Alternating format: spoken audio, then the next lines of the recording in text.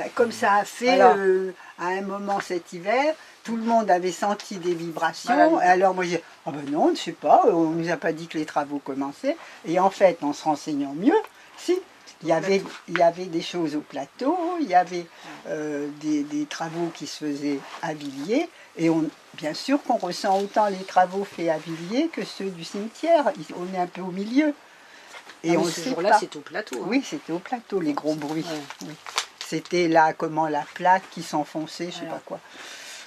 En fait, voilà, on demande plus de renseignements en amont. Plus d'informations. Savoir ce qui se passe.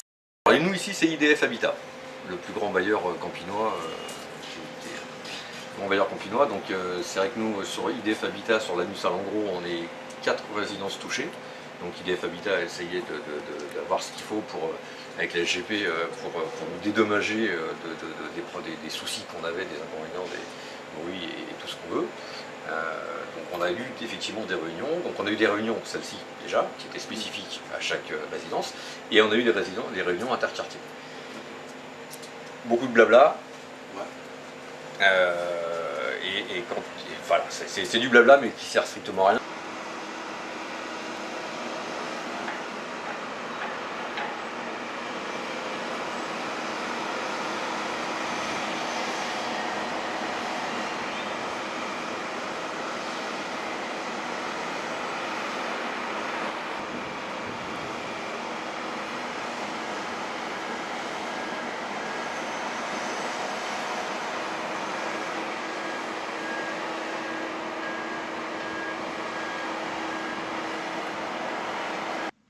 Des pôles d'excellence à vocation mondiale doivent émerger pour l'avenir. Il faut appuyer le développement en mobilisant tous les leviers. À l'ouest, la défense devrait devenir la cité financière pour faire le plus formidable cluster de l'industrie de la finance. À l'ouest, la vallée industrielle de la Seine autour du port d'Achères, du pôle universitaire de Cergy-Pontoise. Au sud, le plateau de Saclay, où l'État va investir 850 millions d'euros au titre du plan campus. Au sud encore, la vallée des biotechnologies, avec des laboratoires de recherche, des entreprises pharmaceutiques, les grands centres hospitaliers. À l'est, un grand pôle industriel et scientifique consacré à la construction, à la maintenance. Au nord, dans la plaine Saint-Denis, un pôle dédié aux industries de la création. Au nord encore, autour du Bourget, il va falloir voir qu'est-ce qu'on en fait du Bourget. Un pôle dédié peut-être à l'aviation, et autour de Roissy et de Villepinte, un pôle dédié aux échanges internationaux et au développement industriel de la logistique. De notre capacité à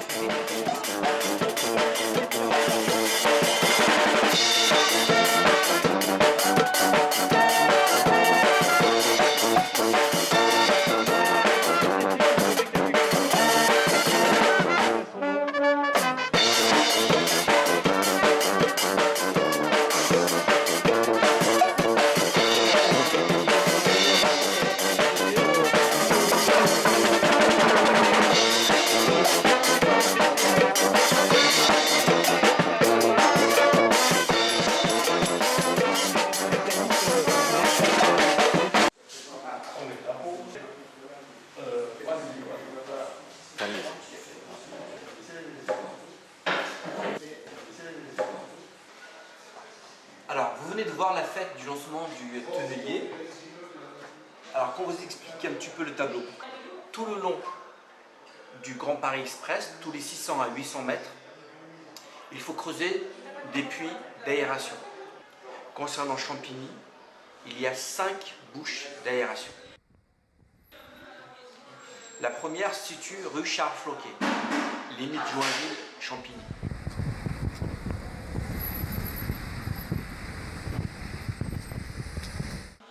La deuxième, elle est rue Salengro. La troisième, elle est rue du Colonel Grancey.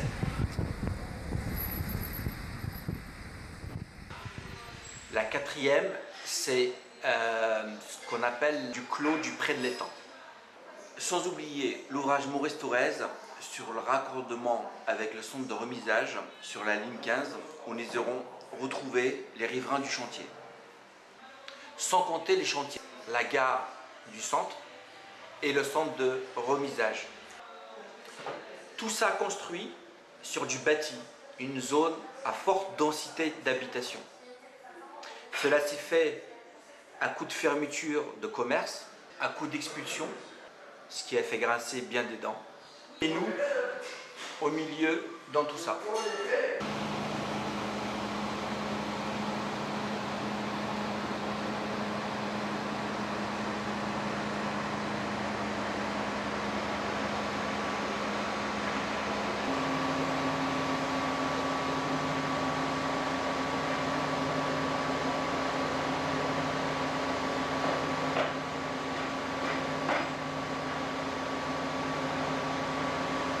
François Patureau, j'habite donc avenue Roger Salengro, au début de l'ouvrage Salengro, un des 3 ouvrages campinois.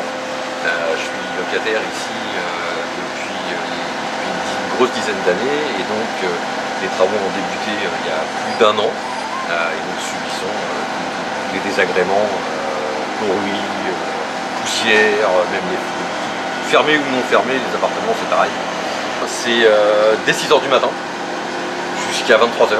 Sans discontinu. On est surpris, comme il y a des jours quand il n'y a rien, on est très surpris.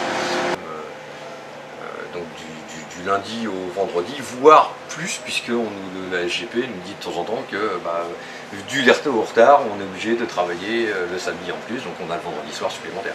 Donc même les week-ends, c'est assez catastrophique. C'est pour nous faire voir des films, pour nous donner ce qui va se passer, c'est bien. Mais, là vous parlez du Grand Paris. Du Grand Paris. D'accord.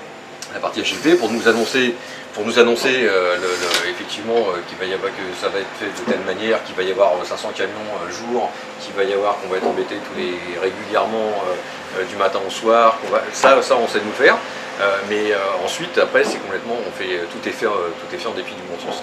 Après, on a des lettres d'information, des petits flash infos, mais on les distribue en règle générale, soit au dernier moment, soit le lendemain. Au niveau de la SGP, dès que c'est pour eux, le travail est fait très rapidement et ils savent mettre en place comme il faut dans les délais et ça s'est fait très rapidement. On a eu des trous qui ont été faits pour notamment les installations de tuyauterie pour leur évacuation, pour leur flotte et tout ça. Ça a été fait, franchement c'est fait tout de suite. Là pour eux c'est fait en une semaine, il faut que ce soit fait rapidement et tout, ça va. Mais quand il s'agit de nous les riverains pour mettre en place les murs anti-bruit, pour mettre en place les problèmes de circulation, de stationnement et tout, c'est de la bataille continuelle. C'est-à-dire qu'on s'en fout complètement. On fait d'abord notre boulot et le reste on met en place tout le reste. Ils ont mis un feu tricolore, il a fallu qu'on leur envoie un email en leur demandant s'il fallait qu'on paye l'électricité pour qu'on fasse le raccordement. Il a fallu 3 semaines avant que ça soit installé. En sachant que dans le coin on a quand même des écoles, on a une crèche, on a un groupe scolaire derrière, maternelle, primaire, on a les 2 lycées qui sont à côté. Il a fallu qu'on se batte pour qu'ils branchent les 2 feux. Alors la municipalité, on leur demande de s'occuper de ce qui se passe ici. On va prendre un autre exemple, la mairie de Saint-Maur dernièrement, il y a eu un grave problème, la mairie de Saint-Maur a mis les pieds, ils ont dit voilà c'est comme ça maintenant, c'est nous qui décidons, c'est pas la SGP. Nous à la mairie on aimerait bien que ça se fasse pareil et on sait que ça se fera pas pareil. À SGP, vous demandez quels sont vos rapports avec eux? Très difficile, très difficile avec les SGP parce qu'il faut vraiment se battre à coup d'email ou à coup de téléphone ou à coup de ce qu'on veut, mais il faut se battre régulièrement et leur rabâcher les choses. Il faut, moi dans les mails que j'ai fait auprès d'eux, il a fallu que je mette des articles de loi pour leur faire voir qu'il y avait obligation de le faire pour avoir gain de cause. Mur anti-bruit, on peut le voir, c'est de la tôle. C'est franchement, nous, bon, au niveau de la hauteur, on sait que ça ressemble à rien. Par contre, les gens au rez-de-chaussée, je ne suis pas certain que ça soit vraiment d'une grande efficacité, dans le sens où le bruit de toute façon passe au-dessus de ces 2 mètres de ferraille. La bâche qui est derrière, qui semblerait être un système anti-bruit, ça fait doucement rigoler. Pendant 1 an du lancement des travaux, on a toujours été avertis. Après, comme quand ils ferment la route quand ils ferment la circulation de nuit pour délimiter le secteur, ça a toujours été fait en règle générale au dernier moment. Donc on voit les commerçants qui sont ouverts le soir, malheureusement ça leur bloque tout. Et à titre personnel, ce que je demande c'est plus de respect. C'est ce que je dis à chaque fois dans les emails, c'est du respect. Les travaux, on sait que ça nous améliorera la vie dans notre quotidien dans quelques années. Par le fait qu'on va avoir le dépôt de la RATP, c'est quand même pas rien, c'est quand même énorme. Et c'est vrai que Christian Favier, franchement, il est pour beaucoup. On peut lui tirer notre chapeau d'avoir réussi amener ça à Champigny parce qu'on sait que c'est quand même lui qui est derrière cette partie-là. Donc c'est vrai que pour nous, pour la commune, c'est extraordinaire. Ça va. IDF Habitat, on sait que malgré tout, ils se battent quand même pour les locataires IDF Habitat. Ils se battent quand même pour, par exemple, sur le loyer, ils sont toujours battus pour ne pas avoir cette surtaxe. Donc on sait quand même que la commune et IDF Habitat se sont toujours battus pour leurs locataires. Même s'ils ne font pas le boulot comme on souhaiterait éventuellement, mais au moins on sait qu'ils se battent. Donc, faire grimper le prix du foncier sur Champigny, j'y crois pas trop. Ça serait fait depuis longtemps à mon avis. L'installation éventuellement de commerçants dans le secteur. De toute façon, c'est pas les 2 gares qui vont nous amener du monde ici, de la boutique ici. Ici, c'est de la petite boutique. Donc Champigny va rester ville populaire. Pour moi, ça restera populaire. De toute façon, tant que la municipalité, ça reste aussi une histoire politique. Tant qu'on aura une municipalité qui est de ce côté-là, peu de chances que ça change. Enfin.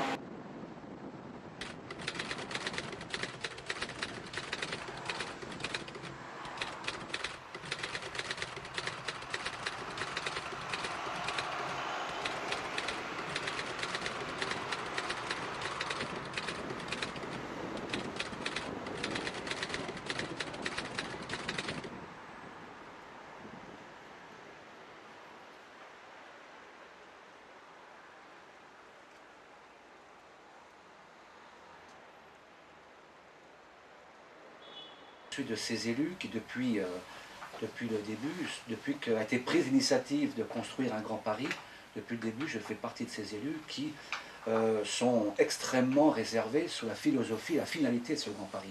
Si c'est un Grand Paris où on met ensemble toutes les questions auxquelles sont confrontés les Franciliens, par exemple l'emploi, où est-ce qu'on le met, le logement, où est-ce qu'on le met, comment on le répartit, les transports, est-ce qu'on a une politique ambitieuse en termes de transport, là je suis pour qu'il y ait effectivement une structure, peu importe le terme, mais une structure qui permette justement de traiter ensemble ces questions qui nous sont de toute façon transversales. Or aujourd'hui, ce qu'on constate, c'est que j'ai bien peur, et les décisions politiques de M. Macron me font craindre d'une volonté qui avait déjà été initiée dans le précédent mandat présidentiel sous M. Hollande. L'idée c'était quand même quelque part de créer une région capitale qui soit en concurrence financière avec les grands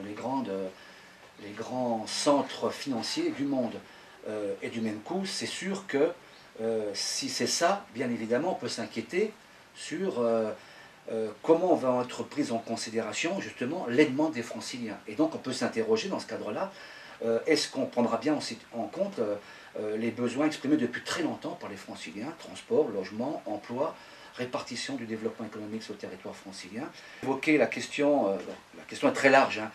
Vous évoquez du même coup, face à cette city concurrentielle qui pourrait se créer, que les projets du Grand Paris Express et la ville de Champigny est traversée par ce Grand Paris Express, et tant mieux, ça a été une bataille de la part des Val-de-Marne et des Campinois, avec tous les élus. Il y a un risque, évidemment, si on construisait un Grand Paris dont le seul objectif est de faire une place forte financière, oui, effectivement. Mais les élus que nous sommes là aussi pour, à un moment donné, résister, et on a un projet municipal. Voyons voir.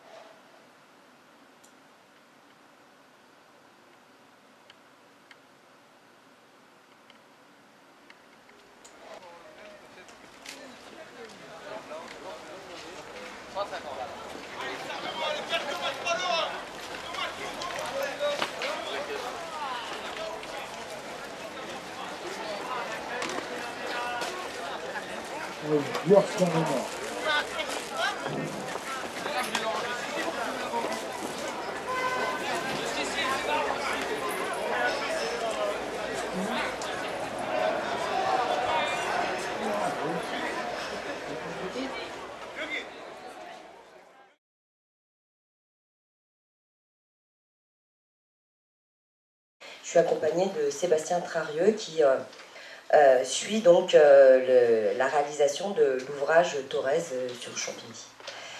Sur ce que c'est que, pour certains qui n'ont pas pu assister à les 32 réunions qu'il y a eu à Champigny depuis le début, donc il y en a eu énormément, qui n'ont pas pu y assister, on fait toujours un petit point de c'est quoi le Grand Paris Express. 5h du matin, ils ont... Oui, la semaine dernière. C'est pour ça qu'on s'inquiétait de savoir, est-ce que ça allait continuer ou est-ce que c'est partagé? Est-ce que ça travaillait la nuit? C'est pas une situation normale d'avoir des nuisances à 5h du matin ou à minuit ou à 23h. Oui, parce que normalement c'est de 6h, démarrage 6h jusqu'au moins 22h, pas plus. Voilà. Les horaires... Bien de le dire et c'est pour ça, il vaut mieux que vous le sachiez. Bien sûr. Encore ce matin, 6h15, on est réveillé tous les matins par ça. Donc l'enfer, oui, parce que là encore, on est dans des périodes relativement froides, donc on n'a pas trop à part aérer les pièces dans la journée rapide. Mais sinon, toute la journée, c'est ça. Et l'été, ça va devenir catastrophique. Parce que vivre avec ça, la chaleur qu'on va avoir dans les appartements, ça va être très difficile. Personne pour le moment, moi j'ai vu personne du Grand Paris venir voir la pharmacie, les dégâts, est-ce que je risque d'avoir une destruction en dessous? Personne n'est venu. Absolument personne. Parce qu'au départ, quand même, moi je suis venue à des réunions du Grand Paris. Nous, on nous a quand même dit royalement, mais vous ne sortirez rien, vous ne verrez rien. Moi j'ai quand même le souvenir, je pense qu'on nous avait bien dit qu'on n'aurait aucun camion. Ça, je l'ai entendu parce que... Ah si. Vous avez 20 000 € de dégâts, vous allez me dire j'ai des fissures. Est-ce que c'est de notre faute? Est-ce que c'est pas de notre faute? Vous avez une assurance, vous avez des fissures, vous faites appel à votre assurance, et votre assurance fait appel à nous. Mais vous voyez ce que je veux dire, il y a un process. Évidemment, on peut faire la liste et la préfère. On n'est pas responsable du tout. Si on est responsable, on prendra nos responsabilités. Ils sont venus, une société est venue il y a 15 jours dans mon pavillon pour relever les fissures s'il y en avait, parce que j'étais soi-disant à 50 mètres du futur passage du tonnelier. Vous êtes dans ce qu'on appelle la zone d'influence. Alors ça fait quand même très peur. Ils sont venus, ils ont tout photographié, ils doivent soi-disant m'envoyer un rapport d'ici un mois. Ouais, mais ça fait très peur quand même. Sincèrement, j'ai l'intention je voudrais vendre mon pavillon et je me dis qu'à la limite, est-ce que c'est bon, est-ce que c'est pas bon d'avoir ce genre de travaux, quoi. Vous savez que vous êtes à 50 mètres du tunnel futur. Ouais. 50 mètres. Et madame, si vous voulez vendre votre pavillon, vous pouvez le mettre en vente, il n'y a aucun risque. Mais ça vous fait peur. Alors, sachez une chose, c'est que vous êtes à 50 mètres, on n'a pas acheté vos tréfonds, il n'y a rien, quoi, vous voyez ce que je veux dire. Donc votre maison, vous la vendez... Le tunnel est environ à moins 26 mètres par rapport au terrain naturel. On est à moins 26 mètres. Donc ce qui signifie que pour faire ce tunnel, on a un diamètre de 10 mètres. Vous avez quand même ce qu'on appelle une hauteur de recouvrement qui est bien supérieure au diamètre du tunnel. 31 mètres. Donc, si vous voulez vendre, vous remettez à personne, vous dites rien, et puis voilà. Pour le 58 rue Salengro, monsieur Campana, comme vous le dites, il y a question d'un double vitrage avec un devis qui a été fait. Vous dites, il sera mis en place le double vitrage trop tard. La problématique que nous avons, monsieur, c'est quand il y a des copropriétés, pour mettre du double vitrage dans ces copropriétés, il faut faire appel au conseil syndical, il faut une assemblée générale au sein de la copropriété, il faut que l'ensemble des copropriétaires valident qu'il y ait du pose du double vitrage dans cette copropriété, parce que ça touche à la façade de la copropriété. Et puis après, il faut, après tout ça, après les devis qui ont été faits, nous, il faut qu'on ait les devis qui soient réalisés. Et puis après, il faut aussi que l'ensemble des copropriétaires acceptent qu'il y ait la pose de double vitrage sur leur logement. Alors vous voyez, tout ça, c'est une procédure qui paraît extrêmement simple. Surtout quand la proposition a été faite très tardivement. Alors, monsieur, je suis tout à fait d'accord. Quand elle a été faite, de toute façon, monsieur, compte tenu des délais d'installation, monsieur, je vous explique. Pas que des délais de je vous explique. Non, on sait. Vous savez, les plans d'installation de chantier des entreprises, on les a eus tardivement par rapport au démarrage réel des travaux. Quand on a eu les plans d'installation de chantier des entreprises et les dossiers bruits des entreprises, il y a eu une prise de conscience. Le problème, c'est que nous, au sein de l'Institut Grand Paris, nous ne pouvons pas mettre en place des mesures. On a eu un gros problème. sur des nuisances qui ne sont pas avérées. Ça, c'est... La deuxième chose, moi, qui est inquiétante, moi j'ai ma fille qui traverse la route pour aller chez ma voisine, pour aller à l'école. Voilà. Et il y a des chantiers, il y a des panneaux pour réguler la situation, mais ça fait un encombrement parce qu'il y a le 308 qui arrive. Et il y a juste un arrêt du bus qui est très fréquenté. Et tout le monde sait ici que le 308 est un bus très fréquenté. À un moment donné, ça fait un bouchon, les véhicules, parce que le 308 s'arrête, ça crée beaucoup de circulation, un flux de voitures énorme. Voilà. Moi, ma fille, pour traverser, ça me fait flipper. Oui, tout à fait. Ça me fait flipper. Suite à ça, un truc qui n'a... Je suis désolé, je suis arrivé en retard. Un truc qui n'a pas été soulevé. Il y a tous les lycéens du lycée Max Dormois qui traversent, qui passent par le petit chemin pour aller au lycée, pour couper, parce qu'ils arrivent par le 308. Ça fait tous les matins un cheminement. Il y a une petite passerelle, ce que vous appelez une passerelle, ou je ne sais pas, vous savez, pour couper, pour arriver sur le Lidl, l'ex-Lidl, enfin le futur Lidl, et pour aller sur Leclerc. Donc Max Dormois est en amont de Lidl. Donc ils prennent cette piste. Il n'y a pas eu d'accident, je touche du bois, voilà. Mais ça fait une circulation qui est infernale. Moi, j'ai un autre enfant en bas âge, tous les matins, c'est pas possible, il ne dort pas. Voilà. Et on n'est qu'au début du chantier. Où il y a toujours eu ces problèmes sur cette rue. Pardon? Non, mais là vous dites il y a le 308, il y a un embouteillage, etc. Quoi, par rapport à nos... C'est quand il y a des camions. Ils sont liés à notre chemin, d'accord. Je vous invite à venir le matin. Qui est déjà dense, déjà sur Torres. Je vous invite à venir le matin. Le bus il est là, et quand le bus s'arrête, eh ben, il y a des embouteillages, et puis... Juste les camions. Oui, oui, puis elle n'est pas très large, la rue. Il y a quand même énormément de lycéens qui empruntent quand même le chemin. La traverse. Et cette passerelle n'est pas sécurisée. Le long du site Torres. Oui, mais c'est pour ça qu'on a préservé le cheminement. Le bus à cet endroit-là, quoi. Ouais. Donc il faudra vraiment qu'on soit lanceur d'alerte auprès des chauffeurs pour leur dire qu'il faut que le chantier se déroule bien et qu'il n'y ait pas le moindre pépin. Sébastien va le faire, je dirais. À mon avis, il faudrait presque un feu en ce moment. Non, ma question, non, madame, c'est que cette route, à l'heure actuelle, elle n'est pas sécurisée pour les enfants, pour les lycéens. Elle n'est sécurisée par personne. Avec sa embouteillage qui se crée, elle n'est pas du tout sécurisée.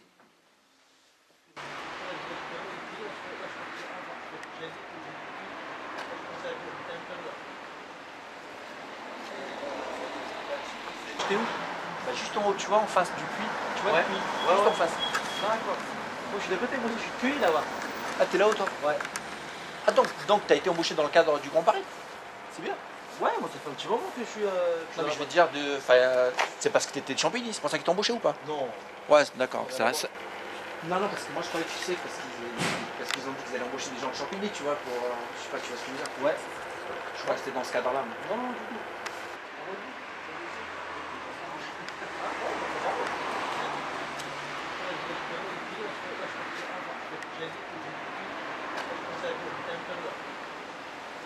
Depuis très longtemps, on s'occupe du Grand Paris sans le savoir, puisqu'on a commencé par signer Orbival et toutes les pétitions qu'il y a pu avoir. Bon, moi je trouve ça très bien, mais ce qu'il faut surtout qu'on arrive à faire, c'est nous faire respecter en tant qu'habitants pour ne pas être trop dérangés. Juste pour précision, vous êtes la pharmacienne du... Là, je suis la pharmacienne. Donc moi,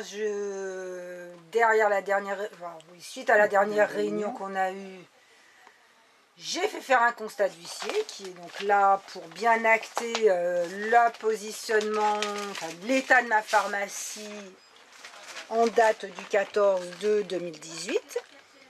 Donc fait par huissier de façon à ce qu'on ne puisse pas me dire qu'après les fissures, elles étaient là avant ou on ne sait pas. Ça c'est une assurance que j'ai prise à titre personnel parce que je ne me sens pas garantie de la bonne exécution de ces travaux et sans incidence nuisible sur mon activité. Sachant que moi, si à la moindre fissure importante au niveau de la pharmacie sera obligatoirement fermée. Et qui veut dire fermeture, dit fermeture définitive. Parce que c'est un commerce qui, s'il est fermé 3-4 mois, il est terminé. Et par la suite, ça va entraîner la fermeture de la boulangerie et du bureau de tabac. On se dit, mais qu'est-ce que ça amènera vraiment? Est-ce que ça amènera du travail? Parce qu'on est quand même, avec le Bois-l'Abbé et les Mordacs, on a beaucoup de chômage. Donc c'est vrai qu'il faudrait former des gens, et je pense qu'il faudrait les former maintenant. Ouais. Et ça, la mairie, moi j'en parle depuis déjà au moins 3-4 ans avec le maire. Je voulais qu'on mette au lycée Paul Langevin, des sections spéciales pour le Grand Paris, parce que on nous dira après, ah mais non, mais vous n'avez pas les techniciens qu'il faut. Oh mais non, vous n'avez, voilà.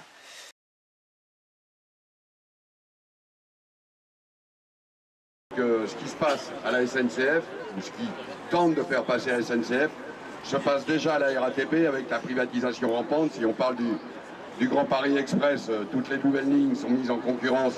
Ce ne sera pas la RATP qui y aura droit, ce seront des filiales de droit privé. Toutes les lignes de bus doivent être mises en concurrence à partir de 2024, et là aussi ce seront des filiales de droit privé. C'est-à-dire que la RATP va perdre 50% de ses effectifs en 50 ans, quoi. C'est pareil, là pour le moment on nous parle du Grand Paris, mais les jonctions, on nous a toujours pas parlé. Comment par exemple le quartier de Queuilly, comment ils vont accéder à ces gares? Jusque-là, personne ne nous en parle. Non, ben justement, je vais prendre moi un rendez-vous chez Monsieur Fuchs, parce que... Et tout ça, faudrait quand même aussi... Alors, voilà, il y a le côté négatif, mais le côté positif, on ne nous le montre pas pour le moment. Mais non. Mais parce que je crois que pour la mairie de Champigny, c'est encore très flou tout ça. C'est pas entre le STIF, la RATP...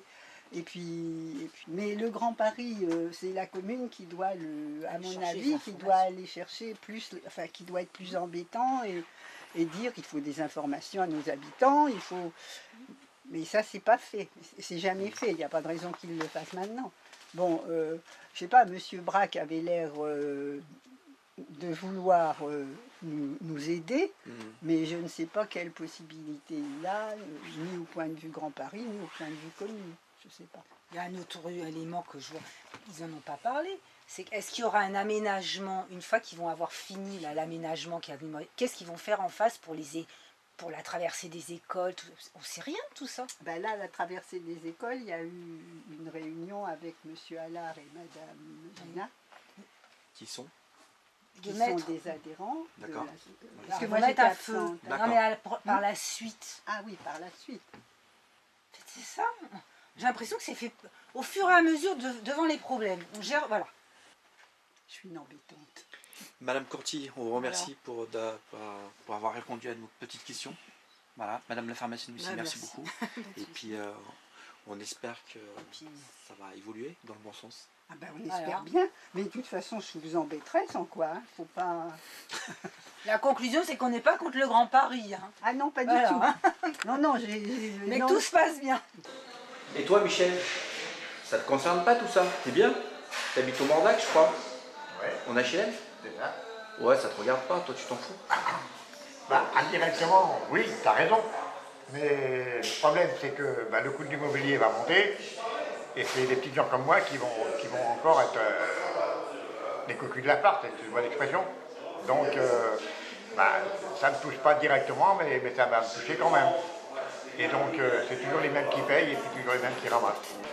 Voilà.